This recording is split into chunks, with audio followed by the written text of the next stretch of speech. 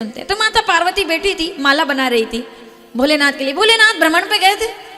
भोलेनाथ भ्रमण पे निकल जाते थे, नंदी पे बैठे और अपना निकले।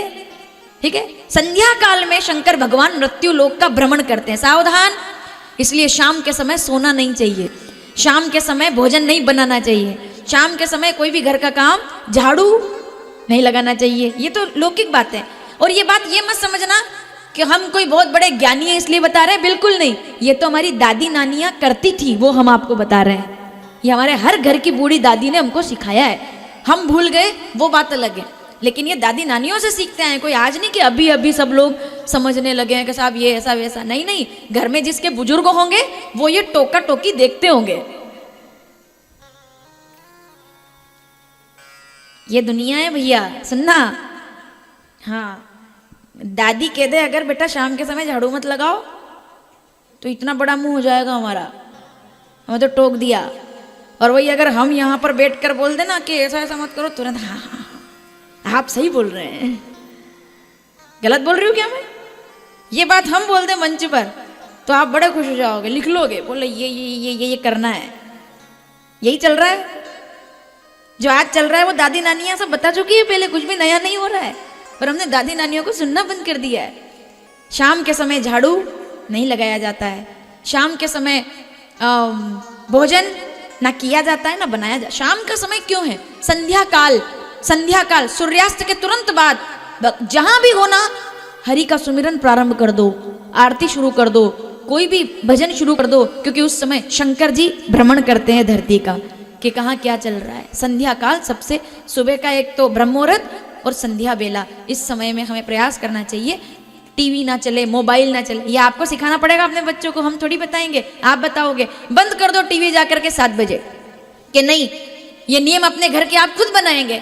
बंद कर दो टीवी, 7 बज गए ना, चलो आरती करो। जिस दिन घर का बच्चा अपने घर से दीपक लेकर मंदिर जाने लग जाएगा, उस दिन यहाँ कथा करना हमारा सफल हो जाएगा, क्योंकि बच्चों का बहुत जरूरी है आने वाली पीढ़ी का ये समझना। तो संध्या काल में शंकर जी कहीं गए थे, माता पार्वती अब यहाँ तैयारी कर रही कुछ, और तभी कौन आ गए? गुरुजी आ गए। गुरुजी मतलब समझ लो कुछ अगर शांति सब जगह है, तालाब में बिल्कुल शांति है, तो कंकर उठा करके नारद जी आ गए। पार्वती जी उठकर, गुरुदेव आप? पार्वती ठीक हो? हाँ हाँ। उमा, नाम उमा अंबिका भवानी, नामकरण तो इन्हें किया था। बोले ठीक हो? महाराज आपकी कृपा है। ससुराल में सब ठीक चल रहा है? हाँ बहुत अच्छा चल रहा है, सब ठीक है। अच्छा, शंकर जी तुम्हारा ध्यान तो रखते हैं ना? अगर सबसे बड़ी जिम्मेदारी किस पे होती है पता है? जो दो लोगों के बीच में रिश्ता करवाते हैं, क्योंकि अच्छा हो जाए तो नाम ना हो, लेकिन कुछ गड़बड़ हो जाए तो बदनाम वही होते हैं। बोले यही आए थे बताने के लिए, तो इसके लिए बीच में कोई नहीं आना चाहता। नारद जी आए, उन्होंने कहा मैंने रिश्ता कराया है, पूछना बनता है ठीक हो? शंकर जी ध्यान रखते हैं कि मस्त मौला है? बोले नहीं। बोले नाथ मुझसे बड़ा प्रेम करते हैं, समय समय पर काशी घुमाने ले जाते हैं, गंगा दर्शन होता है, सब प्रसन्नता है। अच्छा, कोई बात छुपाते तो नहीं तुमसे? नहीं छुपाते। अच्छा, तो फिर बताओ तुम कितना जानती हो भोलेनाथ को? तो फिर बताओ कि उनके सिर पर चंद्रमा क्यों है? माता पार्वती कहती बिल्कुल याद है। बोले वो श्रापित हो गया था, प्रजापति दक्ष ने श्राप दे दिया था, बोले तुमको कुष्ठ रोग हो जाए, तो वो दाग हो गए। और तब शंकर भगवान के चरणों में आकर 1 करोड़ शिवलिंग, पार्थिव शिवलिंग का निर्माण किया चंद्रमा ने। सोमनाथ पहला ज्योतिर्लिंग, प्रतिदिन 1 करोड़ पार्थिव शिवलिंग का निर्माण किया, शंकर जी को प्रसन्न किया, तो सोमनाथ हो गए और चंद्रमा को अपने सिर पर धारण किया। ये मैं जानती हूँ, द्वितीया का चंद्रमा रखते हैं। तो भाई गले में सांप क्यों है? बोले वो तो वासुकी नाग है, उन्होंने इतना बड़ा घोर तप करके और वो अपना समुद्र मंथन कराया, तो भोलेनाथ ने प्रसन्न होकर उनको गले में धारण कर लिया। जहर क्यों है? बोले कालकूट नहीं पीते तो जगत नहीं रहता, इसलिए जहर पीने, अमृत पीने वाले को देव कहते हैं और जहर पीने वाले को। इस प्रसंग को मैं विस्तार से नहीं सुना रही, देखो उतना जितना सुनाना चाहिए, क्योंकि हमने शायद शुक्ताल में सुना होगा, इसलिए मैं इसको विस्तार नहीं दे रही। तो फिर आगे पूछा, बोले गला नीला क्यों है? बोले नीलकंठ है। नाग क्यों है? बोले नागेंद्र हार। अच्छा, त्रिनेत्र क्यों है, उस पे हम आगे चर्चा करेंगे। बोले वो सतोगुण रजोगुण तमोगुण तीनों गुणों के स्वामी है, ठीक है। मुंडों की जो माला है वो मुंड किसके हैं? पार्वती जी चुप, सब याद है ये नहीं याद, मुंड किसके? माता पार्वती चुप हो गई। सब बताया, ये नहीं बताया कभी। देखो मैंने कहा था ना, बस हो गया काम। देखो लड़ना मत, पूछ लेना प्रेम से, इतना कहकर चल दिए। अब माता पार्वती को बार बार, माताओं की आदत होती है, कोई अगर कुछ बोल देना चलता रहेगा दिमाग में एकदम, वो कहीं भी रहेगी, भोजन भी बनाती रहेगी तब भी कुछ ना कुछ चलता ही रहेगा, ऐसे ऐसे ऐसे दिमाग में पूरा दिमाग घूमता है। तो माता पार्वती अब वो सोच रही है, शंकर जी आ गए, भोलेनाथ राम राम राम से सुमिरन लागे। और जैसे ही पार्वती जी ने देखा, उठकर खड़ी हुई, पूजा भी की, प्रार्थना भी की। लेकिन शंकर जी समझ गए कि कुछ तो गड़बड़, आज पार्वती के चेहरे पर जो प्रसन्नता होनी चाहिए वो कुछ तो है। और जरूरी नहीं है कि पत्नी हर बार बोल के ही बताए कि कुछ गड़बड़ है, कभी कभी बिना बोले पता चल जाता है। कि जैसे अगर पति देवता कभी घर में आए और पत्नी दरवाजा खोले, और अगर दरवाजा धीरे से खुल जाए ऐसे, तो समझ लो कि सब ठीक है। और अगर पति देवता घर में आए और दरवाजा कैसे खुले कि 3 घर कांप जाए, धम, पति देवता वहीं समझ जाते हैं कि आज तो रोटी मिलने वाली। पहले देवी जी से पूछना पड़ेगा हुआ क्या है, बताओ तो सही। बोले कोप भवन का दरवाजा खुला है। तो माता पार्वती से पूछा क्या हुआ है, कोई आया था क्या? शंकर जी तो अंतर्यामी है, कोई आया था क्या? माता पार्वती कहती नहीं कोई, गुरु जी आए थे। शंकर जी हो गया काम, छुट्टी कर गए गुरु जी। उन्होंने कहा क्या बोले? नहीं वो थोड़ी ऐसे कुछ बोलते, कोई सिखा के थोड़ी गए मेरे को। उनने पूछा भी नहीं, सीधे बोल गई। बोले सिखा के थोड़ी गए? बोले बताओ तो। नहीं वो तो सब ठीक है, वो तो चले गए, मेरे मन में एक सवाल है। शंकर जी कहते हैं वो तो होना ही है, गुरु जी आके गए। बोले क्या सवाल है? बोले ये बताइए कि सब आपने बताया भोलेनाथ, क्या मुझसे कुछ छुपाया है? बोले छुपाया, कुछ ऐसा हो तो मैं छुपाऊं? क्या छुपाया?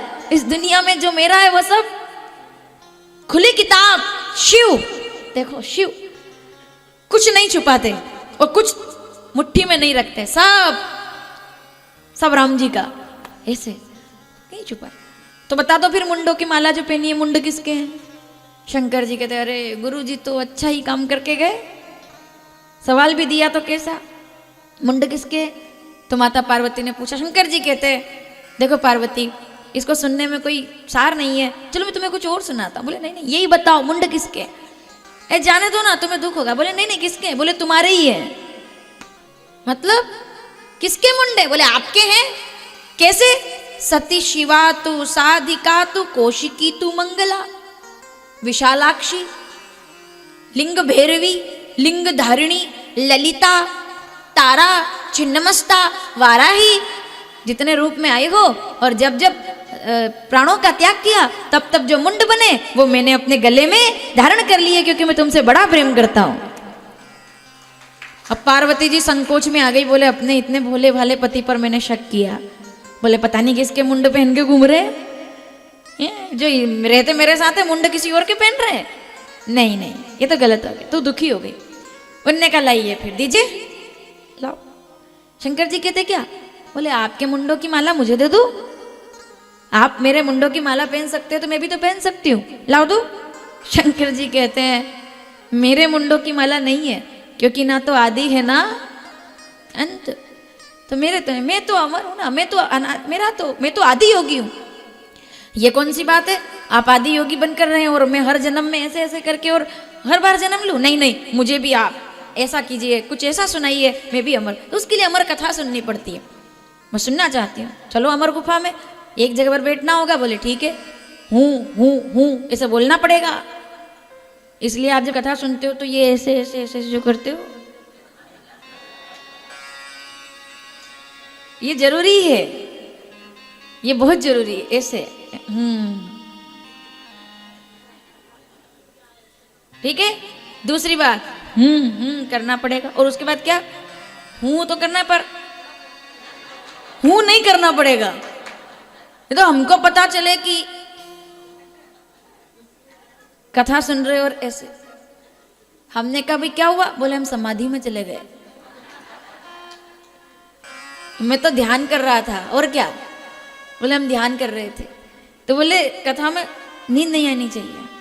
ठीक है, नहीं होगा महाराज जी, आप सुनाइए, प्रभु सुनाइए। बैठ गए, एक ताली बजाई अमरनाथ में। अमरनाथ, आहा, ईश्वर कृपा करे तो हमें दर्शन हो जल्दी। अमरनाथ जाने की बड़ी इच्छा है और अभी तक मैं अमरनाथ नहीं जा पाई, क्योंकि हम ये सब तीर्थ कथा सब करते रहते हैं और व्यस्त रहती, तो नहीं हो पाया। इस वर्ष इच्छा तो है, अगर महादेव ने चाहा तो अमरनाथ के दर्शन शायद जुलाई में हो जाए, ऐसी कृपा बन रही है। तो अमरनाथ, चलो अमरनाथ चलते हैं। अमरनाथ, आ बैठो। क्या है अमरनाथ? जहां संवाद हुआ एक पति पत्नी का, बैठे कथा सुना रहे हैं। पार्वती जी एक आसन पर बैठ गए, शंकर जी ने एक ताली बजाई, सब चले जाओ, जितने श्रृंगी भृंगी सब, जितने नंदी सब है सब, क्योंकि ये कथा हर कोई, ठीक है। दूसरी ताली बजाई, सब जीव जंतु कीटाणु अणु सब चले जाओ, सब चले। तीसरी ताली बजाई तो एक शुकी गर्भवती थी, अपने बच्चे को जन्म देकर वो उड़ गई, बच्चा जो था वो वहीं, अब वो एक दिन का था बेचारा कोमल सा, और माता जी छोड़ के चली गई और वो पड़ा रह गया। अब कहते शंकर जी ने कथा शुरू कर दी, माता पार्वती ने थोड़े समय तक तो कथा सुनी, पर भवानी, देखो मैं ये नहीं कहूंगी कि नींद आ गई, वो शक्ति है, वो समाधि में चली गई, आंखें बंद हो गई और ध्यान लग गया। अब वो तोते का बच्चा तब तक इतना बड़ा हो गया था कि रोज कथा सुन रहा था। शंकर जी तो आंख बंद करके सुनाते, तो सुन रहा था। अब वो माता पार्वती इतनी समाधि में चली गई कि करना बंद कर दिया। अब ये तोते के बच्चे ने देखा, अगर ये देवी जी हूं नहीं करेगी तो कथा अधूरी रह जाएगी और मैं प्यासा रह जाऊंगा, कोई मेरे लिए अलग से थोड़ी कथा होनी है यहाँ, ये तो मैं यहाँ आ गया हूं तो सुन रहे हूं, अगर नहीं होगा तो क्या मेरा कथा अधूरी रह जाएगी। तो वो तोता आ गया वहां पर बैठकर और पार्वती जी की तरफ से ऐसे कर रहा है। उसने पूरी कथा सुनी। शंकर जी ने आंखें खोली, हर हर, सामने देखा पार्वती जी ध्यान में। क्या बात है पार्वती, लगता है अभी अभी तुम्हारा ध्यान लग गया। बोले नहीं नहीं, मैं तो 45 अध्याय के बाद ही ध्यान में हूं। तो बाकी किसने सुना? कौन है वो जिसने उद्दंडता की, त्रिशूल फेंका पीछे और तोता आगे आगे और त्रिशूल, और तब वो तोते ने, सब हरी इच्छा है भैया। शंकर जी भी कोई उसका वध करने के लिए थोड़ी भेज रहे थे, शंकर जी तो उसको जगह ढूंढने के लिए भेज रहे थे कि तुम कहाँ प्रकट होंगे। व्यास पत्नी के गर्भ में जाकर समा गए और तब 16 वर्ष पर्यंत उस बच्चे ने एक मानव का रूप लेकर के और प्रकट हुए। शंकर भगवान के अवधूत अवतार सुखदेव जी के रूप में परम सार भागवत लेकर के और प्रकट होते हैं। वही सुखदेव जी जिन पर हम चर्चा कर रहे थे कि विचार ब्रांडेड होना चाहिए, ऐसा उनका भाव। तो ये शिव पुराण में कथा आती है। तो सुखदेव जी प्रकट हुए, राजा परीक्षित को पार लगाने का साधन बने। तो श्री शिव महापुराण में ये कथा